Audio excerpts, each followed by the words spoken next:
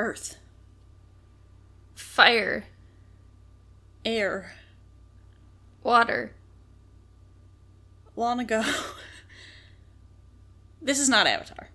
I was gonna say, you really threw me off because the original show starts with water, earth, fire, air, and you went with Korra order, so I really had to think about what the order of the elements was. Welcome.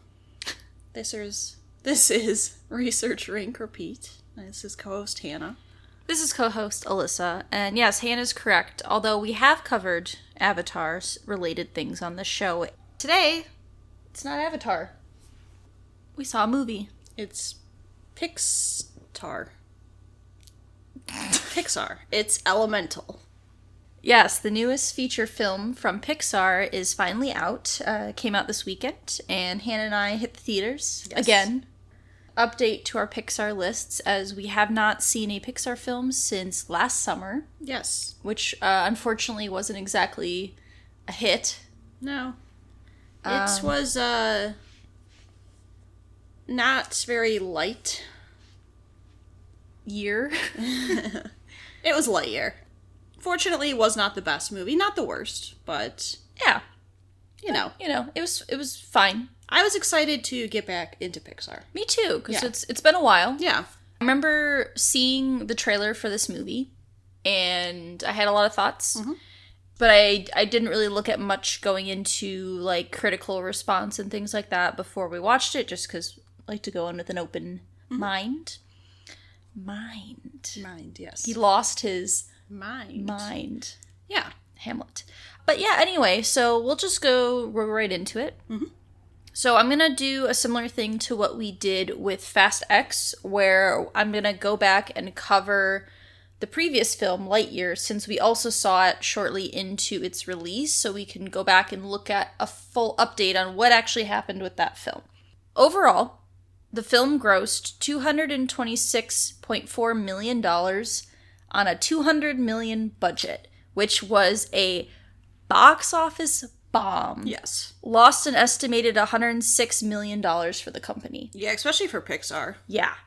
There's some reasons for why people think that this happened. First of all, the film did get generally positive reviews, but it had some criticism for the screenplay. Some of the reasons why people thought it might have failed in the box office is that it was competing with both Top Gun Maverick, which made billions of dollars. I think it made over $1 billion. And Jurassic World. People think there also might have been some brand confusion from the marketing of this film, the fact that it was a spin-off of the Toy Story series, the fact that most people were at this point still using Disney Plus to watch films, because all the Pixar films released from onward to Lightyear were exclusively through Disney Plus. There's also the fact that Tim Allen didn't voice Buzz Lightyear, which some people were apparently very upset about. I don't really care. And also, there was some light, backlash from the conservatives over being a same-sex couple kissing scene. Yes. Because, sexualizing those children. Those drag during queens. Pride Month. Those drag queens. Yeah, during Pride Month. However badly it did in the box office, Lightyear was the most watched movie on Disney Plus in the month of August of 2022, and it was the #1 movie on the site for 35 days straight, which is pretty good, all things considered. So even though it didn't perform well in the box office, it still performed well on their streaming service, which I think all of the previous Pixar films released on the streaming service all performed very well. Last we had heard, I believe, when I listened to the episode that we had released on Lightyear, was sitting at like a 52% on Rotten Tomatoes. It was like the lowest scored Pixar film. I can say that it has increased. It currently sits at a 74% on Rotten Tomatoes, which is, although still the lowest rated film in the Toy Story franchise of Pixar, it's much higher than what it originally was. Metacritic is a 60 out of 100 and a cinema score of A-.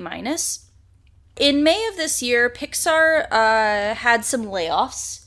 They laid off 75 people from Pixar, including some high-profile people. The director of Lightyear, Angus McClare, was one of the people laid off, as well as producer Galen Sussman, who was the woman who saved Pixar 2. Toy Story 2. Oh. who saved Toy Story 2 in 1999, and she actually has been with the company since 1995, since the original Toy Story was released. Yeah, Twitter went ballistic about that, which I agree, not right to lay off someone who saved a movie for your company. Because this is not necessarily Pixar, but Disney-wide layoffs, and Pixar happened to have 75 people laid off. Although I don't know if Pixar was hit harder because of how poorly Lightyear did. Right. In terms of, like, budget, in terms of profit, it did not profit. But yeah, so that's just a little bit of background on Lightyear. Mm-hmm. And now we can head into the background of Elemental. Yeah. Oh, I just wanted to say something. Sure. While we're talking. It has been announced there's a Toy Story 5 coming out. Oh, yeah. Yes. Yeah, so on the docket, we have Toy Story 5, which, again, we've talked about this so many times. We do not need a Pixar 5. But again, if they're hurting for money, Toy Story makes bank. Yes. The main series. It has that familiarity. And they also are creating an Inside Out 2. Yep, next year. Which I am intrigued about because the first Inside Out is, I think, my number 2 movie. I think I ranked it second. We both had our top 5. Yeah, one of my favorite Pixar films. Gut punch. So I'm intrigued, but I'm cautiously optimistic. Yes. Okay. And in a new original film, which we saw a trailer for. Yes. That will be 2 films in 2024. Yes. Elio, I think is what it is. Yes, that will be the next movie we will cover. Yes. Elemental. Elemental is the 27th feature-length film released by Pixar. It was released on June 16th of 2023. Runtime of 109 minutes. It was directed by Peter Sohn, who was the director of The Good Dinosaur. Okay. He's also worked and I think written for a few other things. And it was scored by Thomas Newman, who has worked primarily with Andrew Stanton films. So he did the scores for Finding Nemo, Finding Dory, and WALL-E. I think has a rating of PG, but I actually didn't write that down. It is PG. Okay, it is PG. Peter Sohn, the director, has said that the story of this film is heavily inspired from his youth as a son of immigrants in New York City in the 1970s, and that the story itself was inspired by a lot of romantic films such as Moonstruck and Amelie. I don't know if you've seen either of those films. I've seen Amelie. So Moonstruck, it's funny because that one has actually been recommended to me recently, and I have it on my Letterboxd watch list. Yes. It has Cher in it. Yes. It's supposed to be very good. So find us on Letterboxd. Yeah, find us on Letterboxd. We will add this to our list. Oh, we have to do our Fast X ranking. We also need to add that as well. We'll do that. So the production of this film actually took 7 years, which is a long time. He apparently had pitched this after The Good Dinosaur was released, and I think that was 2013, maybe 2012, somewhere around there. It's Pride Month. I read a comment on the Wikipedia for this movie that one of the characters, Lake Ripple, who is one of Wade's younger siblings, is said to be Pixar's first non-binary character. Which is... I'm not a member of the LGBTQ community, so I can't necessarily speak on whether or not I think that is good representation. However, I feel like, again, this is it feels kind of performative, where it's like, I wouldn't have known that watching the film. There was no indication of that. In a way, like, they could cut it from China and other countries that would take issue with, like, for instance, with Lightyear, where countries took issue with a same-sex couple kissing. You know, it's kind of hard to say, like, I was reading it, and I'm like, oh, well, that's nice, but also...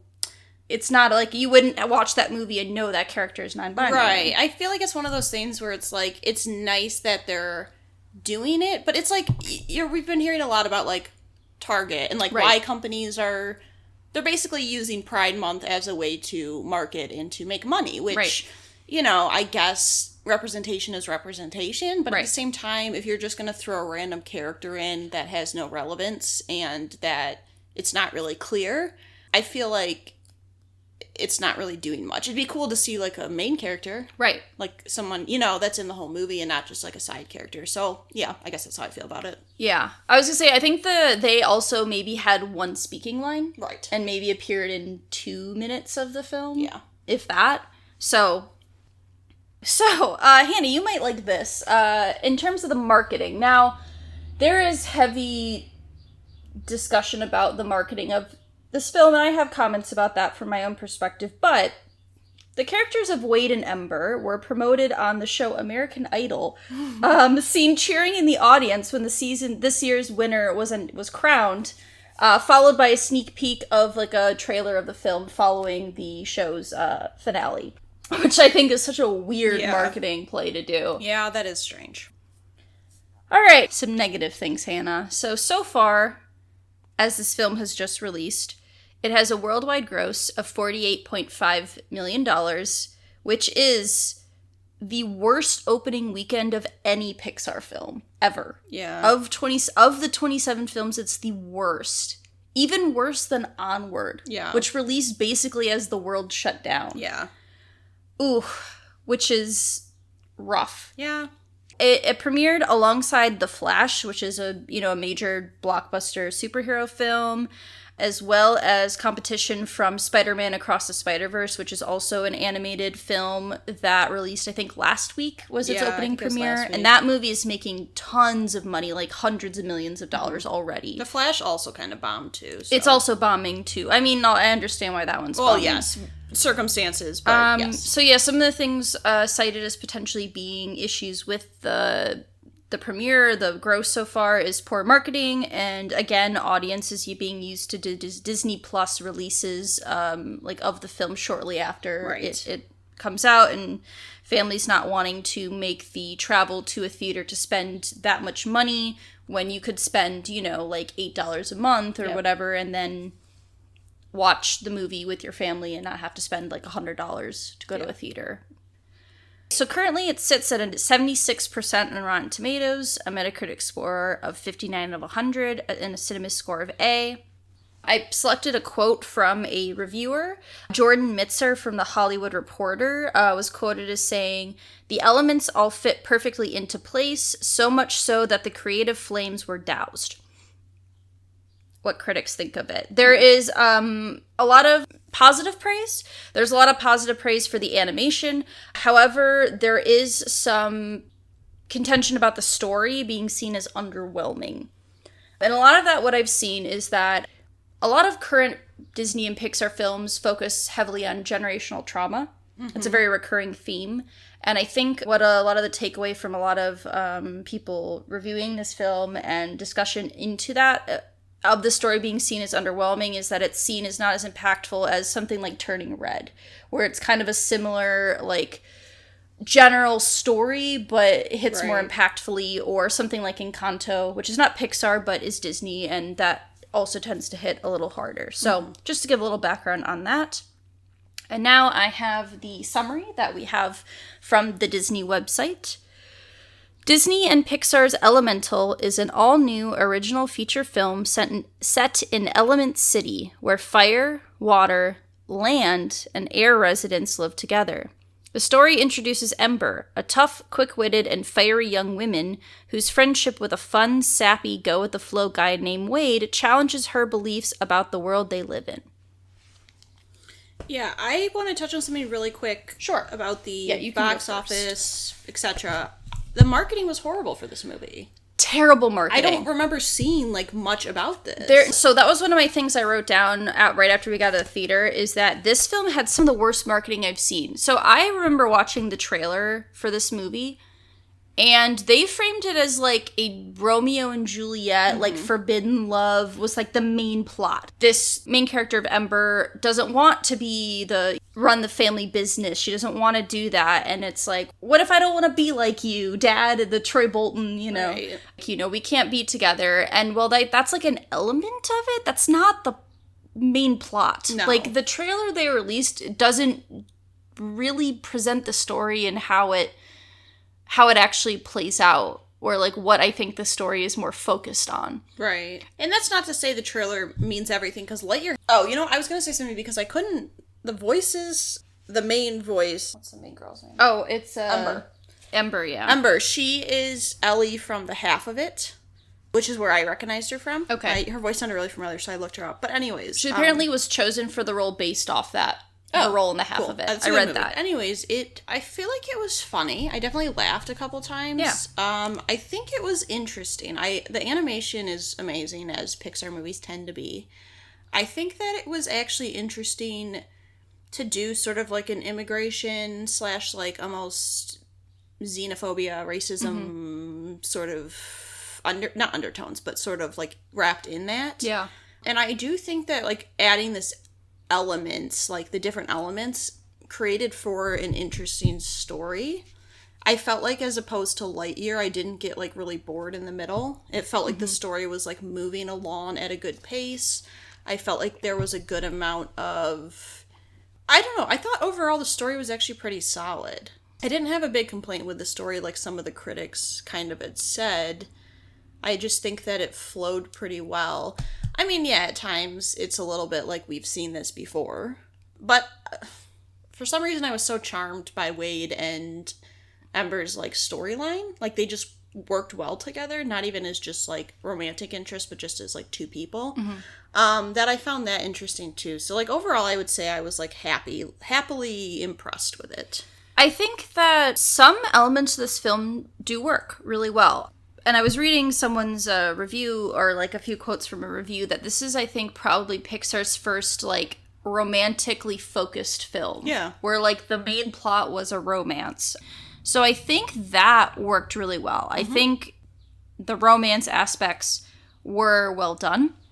I thought the animation was good. I liked the way that the different elements looked. Like I liked the way the fire looked. I liked when Ember like getting like when she got upset and angry, she would like turn purple.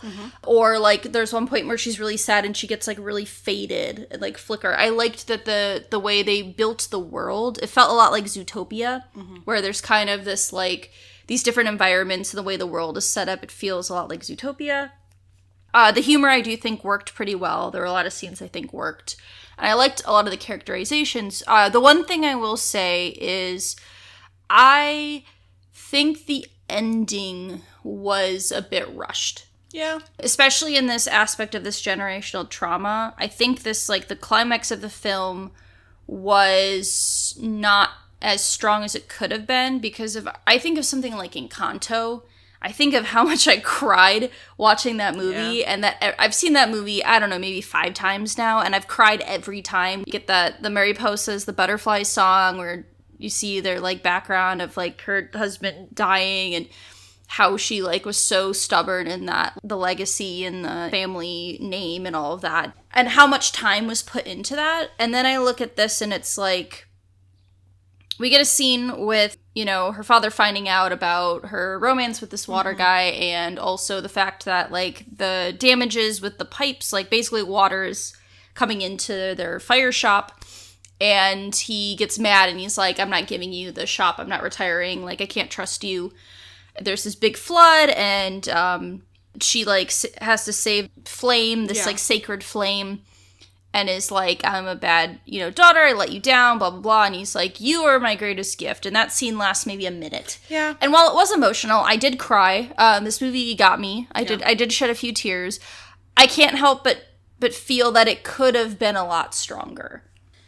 I look at that from a perspective of Pixar. Not that it's necessarily marketed towards kids, but it's animated films. And I tend to look at that as sometimes it has to be a simpler solution in order for it to make sense in a kid's film. And I feel like the scene leading up to that, where she is trying to go back into the home, there's this moment where, like, he's like, I have to go back and get the flame, and she goes for him, and that's, like, the moment where I felt like it clicked for him, like, that all that stuff didn't matter, and that's why he said, like, oh, you're my greatest treasure, blah, blah, blah, you're my greatest work. So that's kind of how I saw it in that way, and I was okay with the ending. Would I have liked a little bit longer? Sure. But I feel like a lot of kids' movies tend to do that, where they rush the ending, or they maybe don't put as much energy into, like, finding solutions in that way. But I can see where you're coming from. I just like to counterpoint and say Coco. Yeah. The end... I guess that's the thing, is, like, if we're talking about, like, Pixar as a company being known for these, like, mature way of telling children's stories, like Inside Out. and Coco, and even things like Soul, or like even like Luca, I feel like did a lot of stuff with that I think I don't know, do I have too high of standards? Well, maybe. Luca's ending I felt rushed too. Yeah, and I was gonna say, if this kind of feels similar to Luca, like in terms of like the story and the way that the story's writ, but just like I don't know, maybe I have too high of expectations for Pixar. The other thing I wanted to note is that I feel like Pixar might struggle with the new animation market, because something that has become a lot more common, and it's been interesting. I wanted to bring this up, but I guess this is probably a good time, is that there's been a kind of a shift in the animation market where like Disney and Pixar are not leading. You have things like DreamWorks with Puss in Boots: The Last Wish, and you have Spider-Man Across the Spider-Verse and the sequel, like those two films being produced with this really incredibly, and I know you haven't seen either of those films, incredibly creative animation. Very well done, like it's like a 2D, 3D blend of animation that looks really clean. It looks really well done. Just more creative choices. And I think that I worry that Pixar is going to become stagnant.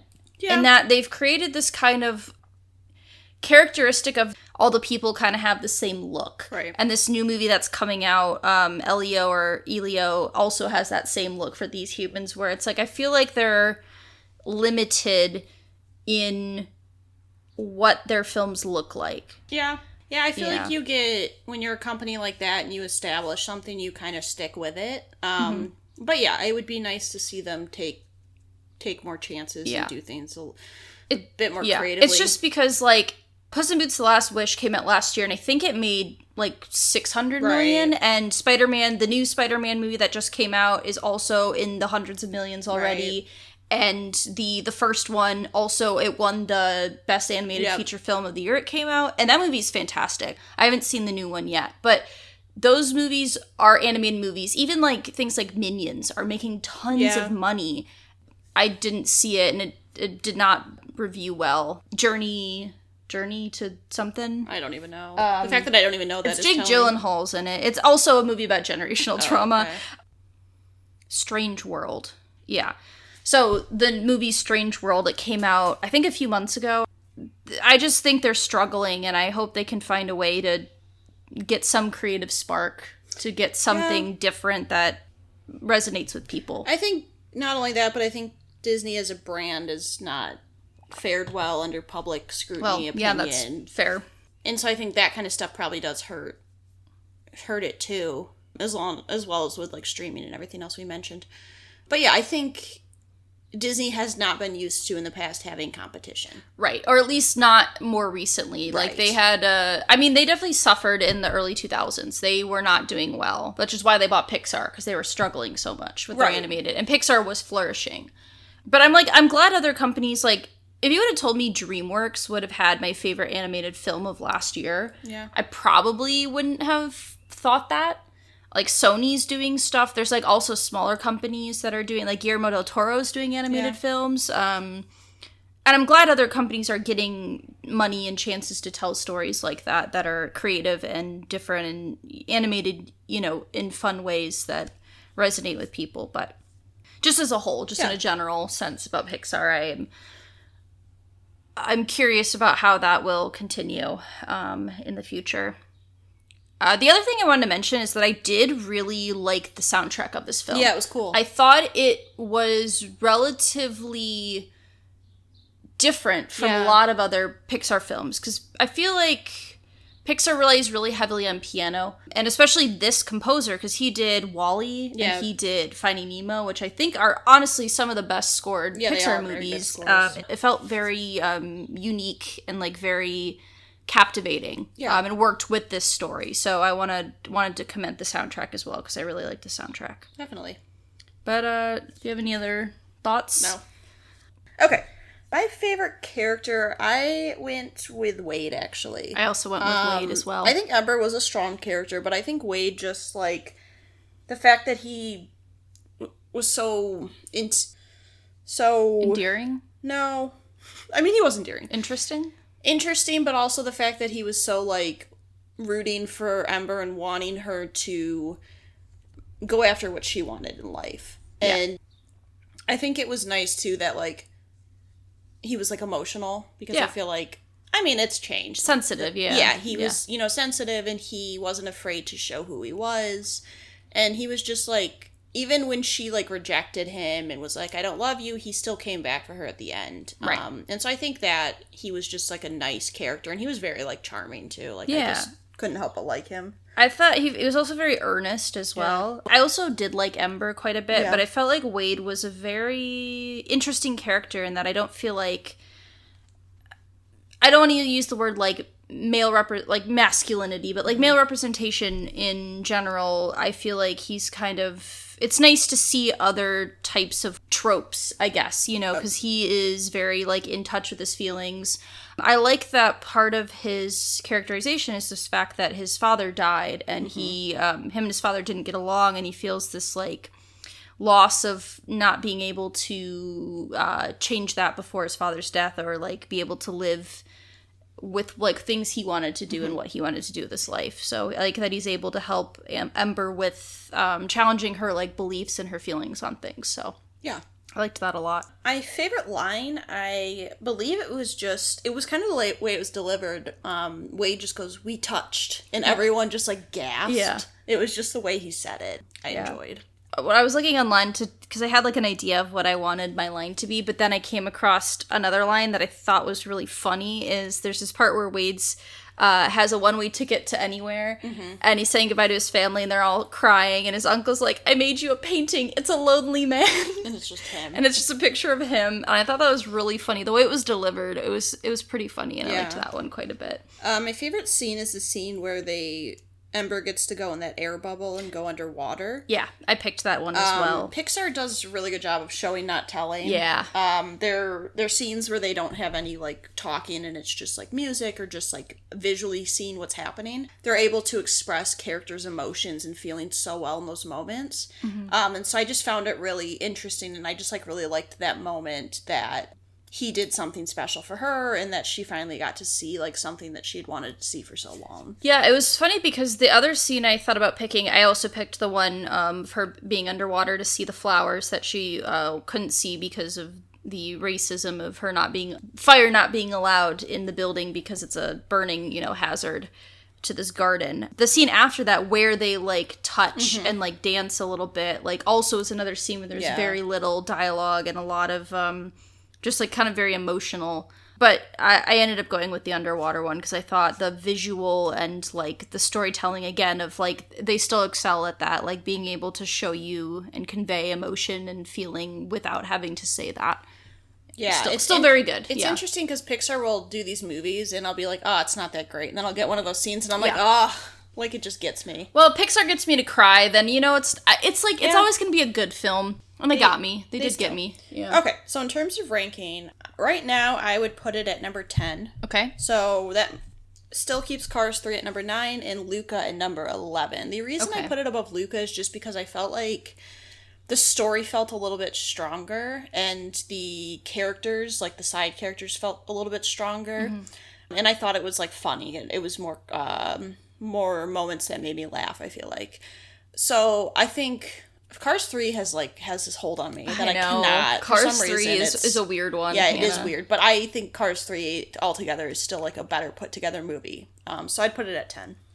Okay, so I have mine at number 13. So I kind of went similar, where when I was trying to think, I'm like, what movie do I feel like general sense is closest to this? And I also thought Luca as well. I was like, I feel a similar thing to Luca, where I feel positively about it, but I don't think it is, like, a favorite. So that ended up being between Luca as number 12 and then Monsters, Inc. as number 14. And I think it's, like, which is, you know, on the top half of the films, is there's now 27. And I feel like for now that's the place that it should go. Because I liked Turning Red more than this film. Yeah. I thought that was more impactful to me in terms of story and stuff than this one was. As always, Cars 2 is still number 27, last of both our lists. And also, because Hannah and I have talked about this, and I know we've mentioned this probably the last time we recorded, but I do want to go and rewatch all of the films that have come out since we started this. Yes. Because I've only seen those once, and I feel like maybe my opinions could change on a few of them. If I remember to do that before our next year's film, whenever that comes out in 2024, we'll update you if we change anything in our list. But so far, nothing has changed on my list. So same with me. Yeah, I will say, one thing I have thought about, because this was such a hard choice, is I've thought about switching Ratatouille and Inside Out. Making Ratatouille 2 and Inside Out number 3. But it's like they're neck and neck. They're basically the same number. Those films are both very close together in terms of impact on me. Yeah. All right. So that's Elemental. We will be back next year with Pixar. I believe March is when the Elio comes out. That sounds right. We have our Instagram and our Twitter, R3Podcasts, email, r3podcasts@gmail.com. We're also on Letterboxd. Yeah. Feel free to let us know if you've seen the film, if you have thoughts about it. Again, we're also looking for anyone. If anyone out there is their favorite film is Pixar as Cars 2, please let us know. We'd love to talk to you, get your opinions, your feelings on that, because we have so many questions. And concerns. Concerns. I actually wrote a comment on Letterboxd on Cars 2 that said, if this is your favorite Pixar film, please let us know at r3podcast@gmail.com, because we're trying to spread the word. We just want to know. If anyone's out there, we want to know. But we'll see you next time. Bye. Bye. We would like to thank Joseph McDade for our intro music. He provides free music available for all kinds of creative use. The song that we used is called Sunrise Expedition, and you can find it and his other music on his website, josephmcdade.com. If you would like to reach us, you can email us at r3podcasts@gmail.com. That's R, the number 3, podcasts@gmail.com. Or you can find us on Instagram by searching Research Rank Repeat. Cat hair in my mouth. Poo. Poo poo. Pew pew pew. Oh, you started recording. Oh, okay.